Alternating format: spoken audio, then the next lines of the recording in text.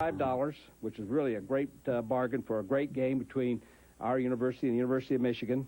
And I personally invite all Alabama and any Michigan fans that may be watching this show to join us when we go down to Tampa on January 1st for a great football game.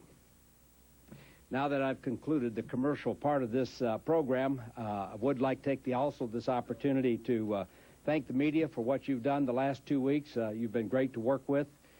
You have a job to do, and I appreciate the job that you do, and also appreciate the fact that Alabama was able to dominate the sports page for the last 2 weeks. I also would want to take this opportunity to acknowledge and thank this gentleman here, Gene Stallings. He's given us 7 years of championship-caliber football teams. For me, it's been an honor and a privilege to have worked with him. I regret that it's been a very brief time.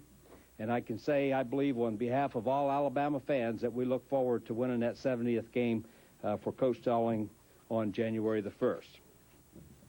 A key player in this announcement couldn't be here today.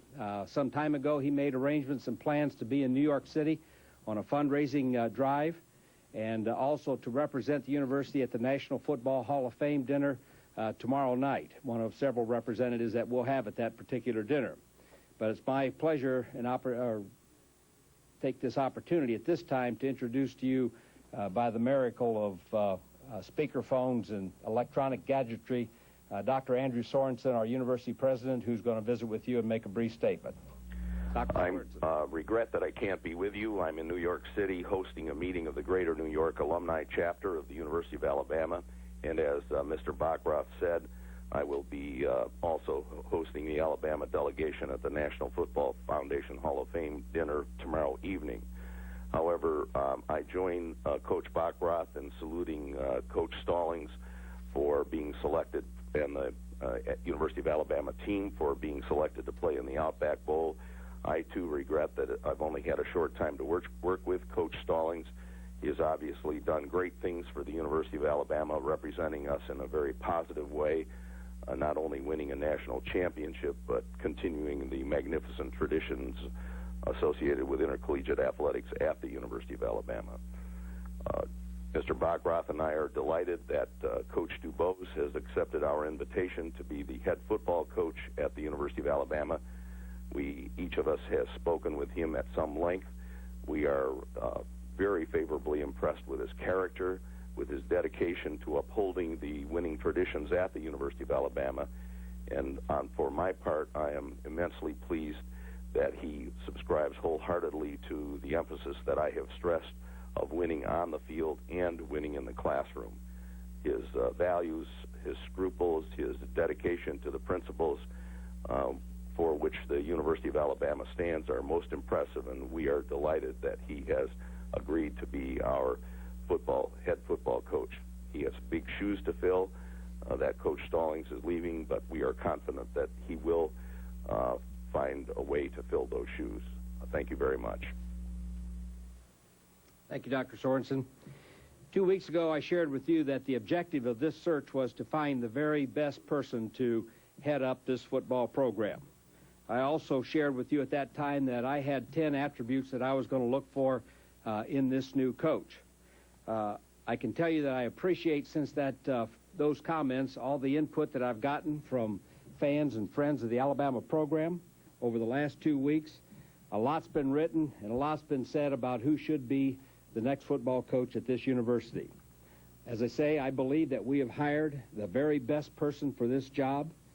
He exceeds all the attributes that I spoke of 2 weeks ago. He's a super person, an excellent football coach, a great family man. And it's my pleasure at this time to present Mike Dubose as our 22nd head football coach. Congratulations.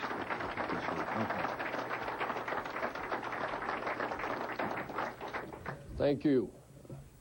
It's a special time. Christmas has always been special in our family. I tried to think back the last few days of what was the best Christmas that I had ever had or that I could recall, and I'm sure you have memories the same way.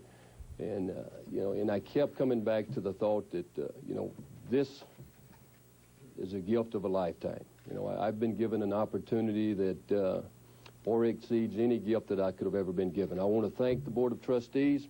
I want to thank Dr. Sorensen. I want to thank Coach Backrath for giving me this opportunity, for the trust that they've put in me and the confidence that they showed in giving me this opportunity.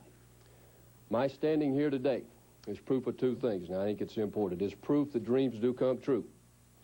I hope every young person in the state of Alabama and in the country reads about this or sees this or hears this, because it sends a message to them that don't be afraid to dream, and don't be afraid to dream big, because if you work hard, you be patient, dreams do come true, and this is a dream for me and for my family. The second thing is, and I think it's the most important thing, is that prayer works.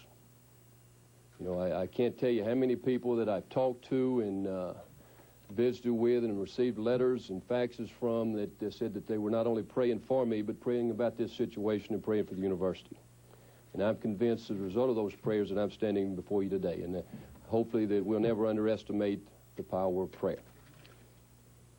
I don't think anyone can ever accomplish a goal or accomplish anything worthwhile without the help of others. And I've been very fortunate. At a very early age, I grew up in a small community down in South Alabama called Alabama. And at that time, there was a group of people there that genuinely loved and had a concern for the youth in that area.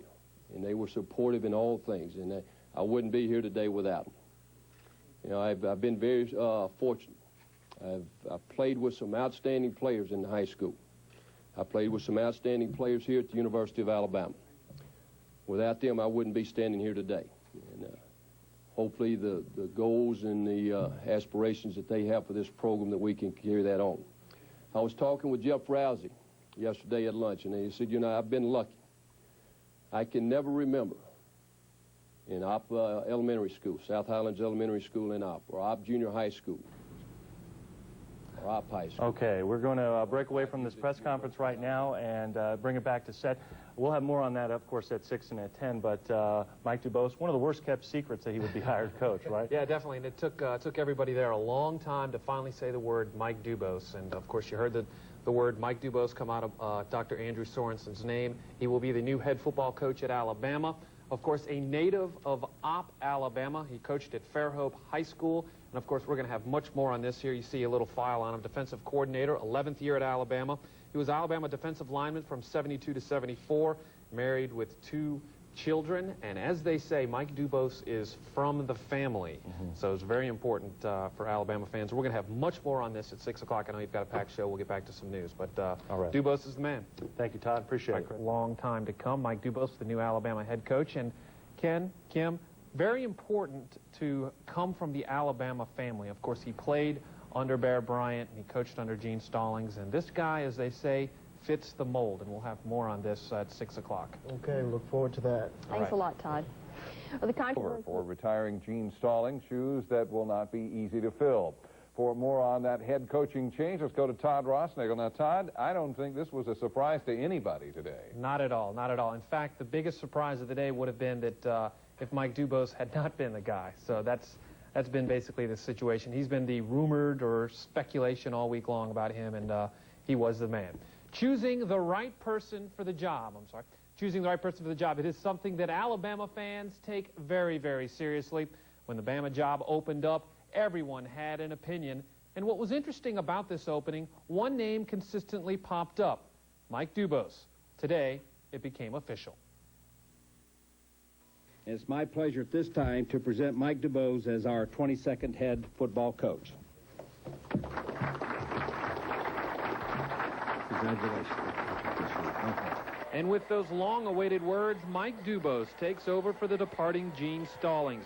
The 43-year-old Opp, Alabama native made his goal clear from the outset. We have one goal, and that is to win. But there's 3 things that I want to make sure that we're all aware of and we understand it. Winning is important, but I think how you win is just as important, if not more so. We're going to win. We want to win with class. We're going to win, but I want to make sure that we win within the rules and regulations set forth by the SEC and the NC2A. Winning is something that Dubose is familiar with. He was a defensive lineman under Bear Bryant in the mid-'70s, winning 3 SEC titles, 1 national championship. He was quick to thank Bear. Can't stand up here without mentioning Coach Bryant. You know, as a player and now as a coach, I don't think there's a day goes by that I don't think of Coach Bryant. You know, he taught us more than just football. He taught us a lot about life. I'm a better person today for having played for Coach Bryant, and I wished he was here to say thank you. And I saw Paul Jr. there and his family, and I want to tell them how much I appreciate Coach and what he's done. And as long as his former players live, a part of Coach Bryant will live. Part of the family, and that's been the key. Alabama fans very happy about that. Well, as a part of the family now, what does this mean for his staff that he'll put together? Is he looking closely at everybody that's on staff now? That's very interesting. Woody McCorvey, of course, was up for this gig at the beginning of this search. He's the offensive coordinator. A lot of rumors that he may leave, a lot of rumors that he may stay, and it's going to be a long couple of weeks for him to fill out his staff. He says all the rumors that you've been hearing in the radio and on the newspaper about his staff, they're not true. He still hasn't filled it out quite yet. Not to mention recruiting. Thanks. Mike Dubose is all Crimson Tide, one of Bears boys and an L.A. native. That's Lower Alabama. Todd Rossnagel went to his hometown today to learn more about Alabama's new head coach. I've been very fortunate. At a very early age, I grew up in a small community down in South Alabama called Alabama.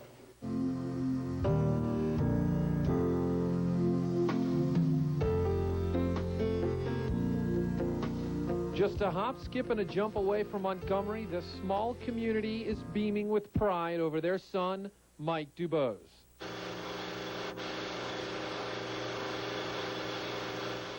He was a star player for Opp High School. I can remember very well that we as players didn't like to practice against him because he would about knock your head off. And I felt that way that from all this that he became a great leader. Strong leadership is one trait that helped Mike land the Alabama job, and those leadership skills were evident at an early age. Mike was one that would let you know about it because he always wanted things to be perfect. And, you know, we'd always listen to him. Mike's first head football coach, Robert Waller. You know, you very seldom find young men that have perfect techniques as far as blocking and tackling. But we had Mike and probably a couple of others that we didn't have to change too much because they love football and they love to hit. I was very fortunate to grow up in a home that was full of love, a lot of discipline. My mom and dad taught me to be honest. They taught me to work hard, and they taught me to have a genuine concern for mankind, and I appreciate them. I wouldn't be here today without them. I always expect a man, if he says, I'll do this, to do that, you know, and let his word be his bond. And I sort of wanted my children to be that way, and that's the way I taught them. We met a lot of people in Opp today, full of pride and joy over the accomplishments of Mike. But no one was beaming quite like his dad. I'm at home, my head up just a little bit higher than I have. That's a pretty big honor for a father if you can get the drift. Residents of this small town like to refer to their city as the city of opportunity. You can only wonder, though, just how much longer it's going to take before they rename this town the home of new Alabama head coach Mike Dubose. Well, yeah, we've had people want to build a statue. Well, we'll build a statue when he beats Auburn in Tennessee and Florida. From Opp, home of Alabama head coach Mike Dubose, Todd Rossnagel, WSFA, Sports 12. If anything other than love and respect,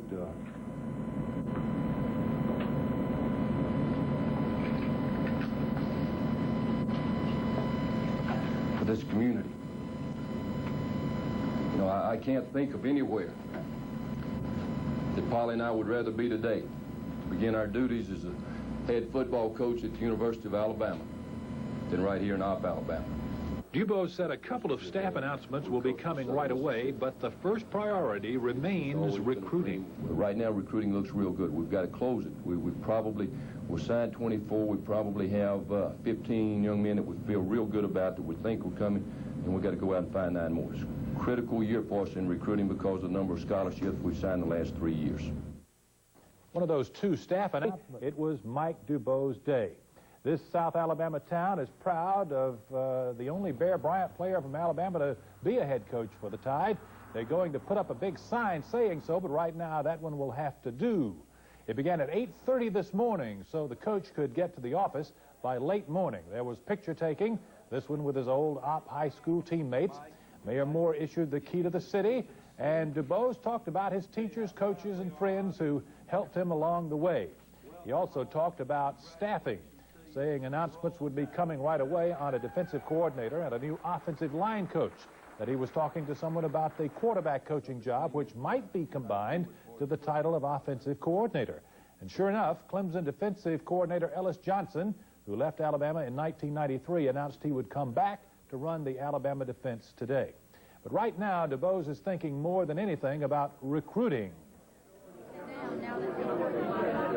But right now, recruiting looks real good. We've got to close it. We'll sign 24. We probably have 15 young men that we feel real good about, that we think are coming, and we've got to go out and find 9 more. It's a critical year for us in recruiting because of the number of scholarships we've signed in the last 3 years.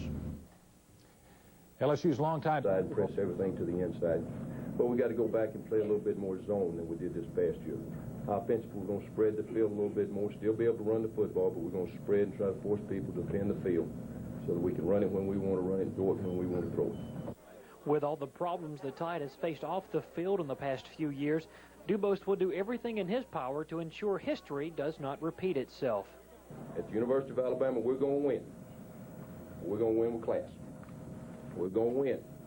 We're going to abide by the rules and regulations set forth by the SEC and the NC2. We may not like them all, but as long as they're the rules, we're going to abide by.